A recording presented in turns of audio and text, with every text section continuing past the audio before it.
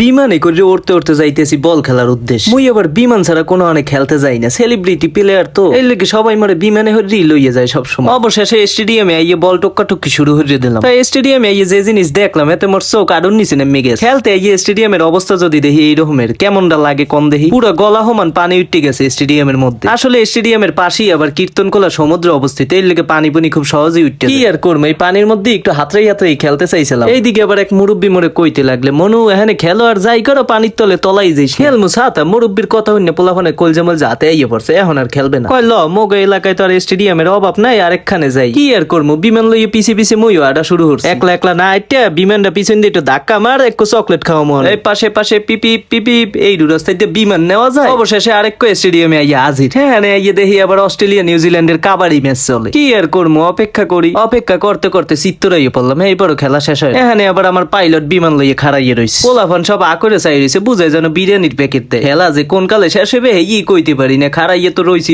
ভাই। মই আর এখানে খাড়াইতে পারো না, মই বাড়ি যাই। পোলাপান সব এক প্যাকেট বিরিয়ানির আশায় আকরে চাইয়ে রয়েছে। মোরে 2 প্যাকেট না দিলে মই কিন্তু এখান দিয়ে এক পাও লড়মু না, কইয়ে দিলাম আগে। মই আবার এখানে খাড়াই পোলাপানের স্কিল দেখেন শুরু করলাম। শত হইলো সেলিব্রিটি প্লেয়ার, একটু না দেখাইলে হয়। ও ভাই আমি কি খেলা শেষ হইবে না আজগো নাকি? বইয়ে থাকতে থাকতে মাজা কোমল লাগিয়ে গেছে, এইবার খেলা শেষ হয় না। আমার বই রাখছে দেখে ফিফা প্রেসিডেন্ট রকেট লইয়ে নিজে মাঠে আইয়ে পড়ছে। এই যে সব বিচার আজগো হইবে দেখবি।